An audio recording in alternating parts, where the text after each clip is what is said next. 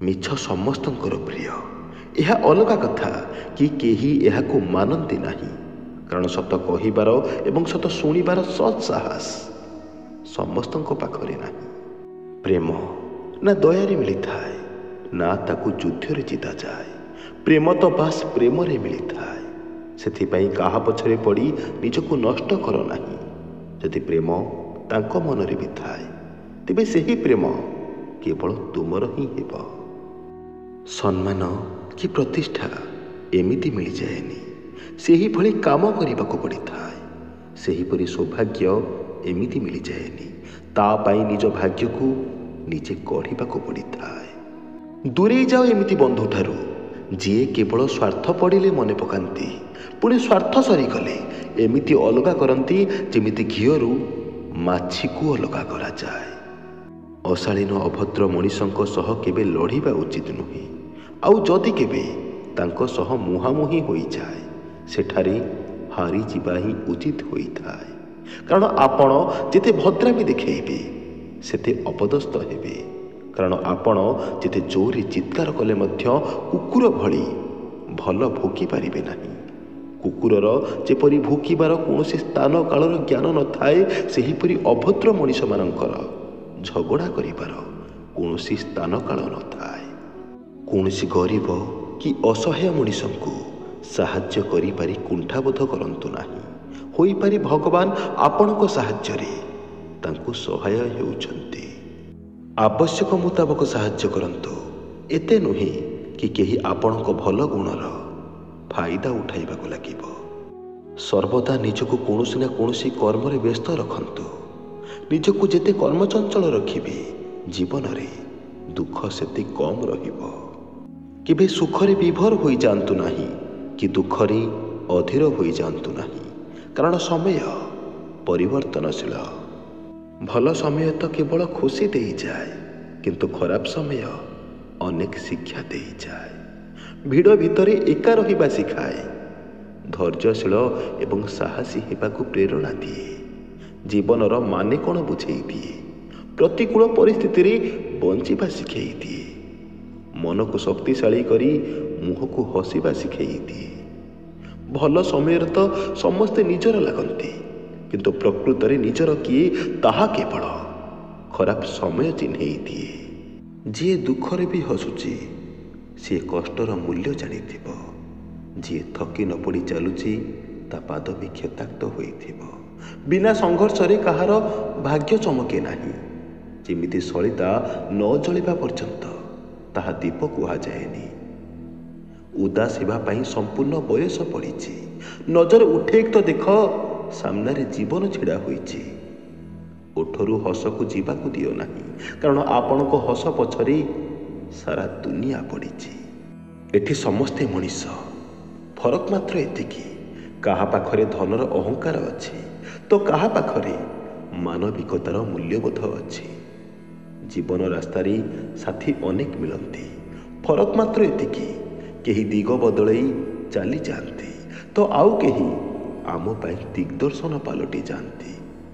ସମ୍ପର୍କ ଏଠି ସମସ୍ତେ ବନାନ୍ତି, ଫରକ ମାତ୍ର ଏତିକି, କେହି ନିଜର ହୋଇଯାଆନ୍ତି ତ ଆଉ କେହି କେବଳ ନିଜର ହେବାର ଅଭିନୟ କରନ୍ତି। ପ୍ରେମ ତ ସମସ୍ତେ କରନ୍ତି, ଫରକ ମାତ୍ର ଏତିକି, କେହି ଜୀବନ ଦେବା କଥା କହି ଦୂରେଇ ଯାଆନ୍ତି ତ ଆଉ କେହି ଜୀବନ ବନିଯାଆନ୍ତି। ଅସୁବିଧାକୁ ଭୁଲି ଯାଆନ୍ତୁ, ଚଳିବ, କିନ୍ତୁ ଜୀବନରେ ଏହି ତିନି ଜଣଙ୍କୁ କେବେ ଭୁଲନ୍ତୁ ନାହିଁ। ଅସୁବିଧା ସମୟରେ ସାଥିରେ ଛିଡ଼ା ହୋଇଥିବା ଲୋକଙ୍କୁ, ଅସୁବିଧାରେ ପକାଇଥିବା ଲୋକଙ୍କୁ ଏବଂ ଅସୁବିଧା ସମୟରେ ଛାଡ଼ିକି ଚାଲି ଯାଇଥିବା ଲୋକଙ୍କୁ। ତୁମ ମୁହଁରେ ହସ ଫୁଟିଛି, ଏହା ପ୍ରେମ ହୋଇପାରେ, କିନ୍ତୁ ତୁମ ଆଖିରେ ଲୁହ ଆସିଯାଇଛି ମାନେ ଏହା ନିଶ୍ଚୟ ପ୍ରେମ। ତୁମେ କିଛି କରୁଛ, ସମୟ ଚାଲିଛି। ତୁମେ କିଛି ବି କରୁନ, ସମୟ ଚାଲିଛି। ତୁମେ କେବଳ ଭାବୁଛ, ତଥାପି ସମୟ ଚାଲିଛି। ତେବେ ସମୟ ନଷ୍ଟ ନ କରି କିଛି କରିକି ଦେଖାଅ, କାରଣ ସମୟ ଗତିଶୀଳ। ତୁମେ କିଛି ନ କଲେ ପଛରେ ରହିଯିବ। ଯେଉଁ ଝିଅ କେଇପଦ କଥାରେ କାନ୍ଦି ପକାଏ, ସିଏ କମଜୋର ହୋଇନଥାଏ। ସିଏ ତ କେବଳ ତୁମକୁ ଏକଥା ଅନୁଭବ କରାଇବାକୁ ଚାହେଁ କି ତାଙ୍କ ଜୀବନରେ ତୁମର ମହତ୍ଵ ଅଛି। ସେଥିପାଇଁ ତ ତୁମର କେଇ ପଦ କଥାରେ ତାଙ୍କୁ କଷ୍ଟ ହେଉଛି। ଯଦି କାହାକୁ ଭଲ ପାଉଛ ତେବେ ଜଣକୁ ଭଲ ପାଅ। ଯେଉଁ ନିଶା ଜଣକ ପ୍ରେମରେ ଅଛି ତାହା ଅଧିକ ଜଣରେ କାହିଁ। ଆଉ ଯେଉଁମାନେ ଏକଥା ମାନନ୍ତି ନାହିଁ, ମନେ ରଖ ସେମାନଙ୍କୁ କେବେ ବି ସଚ୍ଚା ପ୍ରେମ ମିଳେ ନାହିଁ। ଯଦି ମୁହଁ ଖୋଲି କହିବାକୁ ପଡ଼େ ତାହେଲେ ସେ ସମ୍ପର୍କ କିଭଳି? ସମ୍ପର୍କ ତ ତାହା ହୋଇଥାଏ ଯେଉଁଠି ନୀରବ ରହିଲେ ବି ସାମ୍ନା ଲୋକ ଆପେ ଆପେ ବୁଝିଯାଏ। ସମ୍ପର୍କ ସେହି ସୂତା ଭଳି ହୋଇଥାଏ ଯାହା ଥରେ ଅବିଶ୍ୱାସ ପାଇଁ ଭାଙ୍ଗିଗଲେ ଆଉ ଥରେ ଯୋଡ଼ିବାକୁ ଚେଷ୍ଟା କଲେ ଗଣ୍ଠି ବଢ଼ିଯାଏ, କିନ୍ତୁ ସମ୍ପର୍କର ସୂତାକୁ ଆଉ ଥରେ ଯୋଡ଼ି ହୁଏ ନାହିଁ। ତିନୋଟି ମଣିଷଙ୍କୁ ସମସ୍ତେ ଭଲ ପାଉଛନ୍ତି। ଜଣେ ଯିଏ ଏବେ ଏବେ ସ୍ୱର୍ଗୀୟ ହୋଇଛି, ଆଉ ଜଣେ ଯିଏ ଏବେ ଏବେ ଜନ୍ମ ନେଇଛି, ଆଉ ଜଣେ ଯିଏ ପେଟରେ ବଢ଼ୁଛି। ଅଜବ ନା, ଯିଏ ବଞ୍ଚିକି ଅଛି ସିଏ କେବଳ ସ୍ୱାର୍ଥ ଥିଲେ ଭଲ ମଣିଷ, ନହେଲେ ତାକୁ କେହି ପଚାରନ୍ତି ନାହିଁ। ସଫଳତାର ପ୍ରଥମ ସୋପାନ ଆତ୍ମବିଶ୍ୱାସ ହୋଇଥାଏ, ଆଉ ଯଦି ସେଥିରେ ଧୈର୍ଯ୍ୟ ଏବଂ ସାହସ ଯୋଡ଼ି ହୋଇଯାଏ ତେବେ ସଫଳତାର ଶିଖରରେ ପହଞ୍ଚିବା ବି ସହଜ ହୋଇଯାଏ। ତକ୍ଷକସ୍ୟ ବିଷଂ ଦନ୍ତେ ମକ୍ଷିକାୟାଃ ଶିରୋ ବିଷଂ ବୃଶ୍ଚିକସ୍ୟ ବିଷଂ ପୁଚ୍ଛେ ସର୍ବାଙ୍ଗେ ଦୁର୍ଜନ ବିଷଂ। ଚାଣକ୍ୟ କୁହନ୍ତି, ସାପର ଦାନ୍ତରେ, ମାଛିର ମୁଣ୍ଡରେ ଏବଂ ବିଛାର ଲାଞ୍ଜରେ ବିଷ ଥାଏ, କିନ୍ତୁ ଦୁର୍ଜନ ତଥା ଖୋଳା ପ୍ରକୃତିର ବ୍ୟକ୍ତିମାନଙ୍କର ସର୍ବାଙ୍ଗ ଶରୀରରେ ବିଷ ଥାଏ। ଦର୍ଶକ ବନ୍ଧୁ, ସାପଠାରୁ ବଞ୍ଚି ହେବ, ମାଛିର ବିଷରେ ଏତେ କ୍ଷତି ହୋଇନଥାଏ ଏବଂ ବିଛା କେବଳ ଖରାପ ସମୟ ଚାଲିଥିଲେ ଲାଞ୍ଜ ମାରିଥାଏ, କିନ୍ତୁ ଦୁର୍ଜନ ମଣିଷଙ୍କର ସର୍ବାଙ୍ଗରେ ବିଷ ଭରିକି ଥାଏ।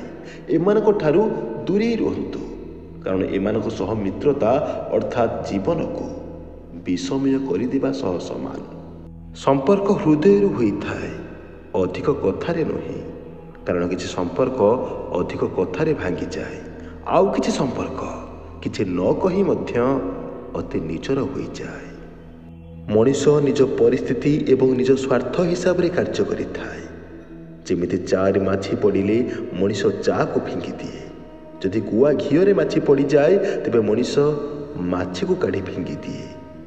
ଯଦି କୌଣସି ଦୁର୍ବଳ ଧନୀ ହୋଇଥାଏ ତାକୁ ସମସ୍ତେ ସମ୍ମାନ ଦିଅନ୍ତି, ଆଉ ଯଦି ଜଣେ ଗରିବ ଦୁର୍ବଳ ହୋଇଥାଏ ତେବେ ତାର ସମସ୍ତେ ଫାଇଦା ଉଠାନ୍ତି। ସମୟ, ଶକ୍ତି ଏବଂ ଧନ ସବୁବେଳେ ସାହାଯ୍ୟ କରିପାରନ୍ତି ନାହିଁ, କିନ୍ତୁ ଉତ୍ତମ ସ୍ୱାସ୍ଥ୍ୟ, ଉତ୍ତମ ବିଚାର ଏବଂ ଉତ୍ତମ କାର୍ଯ୍ୟ ସବୁବେଳେ ସହଯୋଗରେ ଆସନ୍ତି। ଖୁସିରେ ରୁହନ୍ତୁ, ନିଜର ଯତ୍ନ ନିଅନ୍ତୁ। ଯଦି ଭିଡ଼ିଓଟି ଭଲ ଲାଗିଥାଏ ତେବେ ଚ୍ୟାନେଲଟିକୁ ସବସ୍କ୍ରାଇବ୍ କରିବା ସହିତ ଭିଡ଼ିଓଟିକୁ ଲାଇକ୍ ନିଶ୍ଚୟ କରିଦିଅନ୍ତୁ। କିପରି ଲାଗିଲା କମେଣ୍ଟ ସେକ୍ସନରେ ନିଶ୍ଚୟ ଜଣାନ୍ତୁ। ସେହି ପର୍ଯ୍ୟନ୍ତ ଜୟ ଜଗନ୍ନାଥ, ଜୟ ଶ୍ରୀକୃଷ୍ଣ, ଧନ୍ୟବାଦ।